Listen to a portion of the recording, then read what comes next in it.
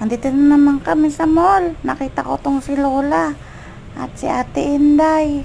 Hindi ko man sila ganun kakilala. Ngayon ko lang sila nakilala pero gusto makipag-play sa kanila eh. Kaso sabi balik na daw kay daddy. Ay no, pinapauwi na ako sa daddy ko. Ito naman si daddy kasi KJ uwi na daw.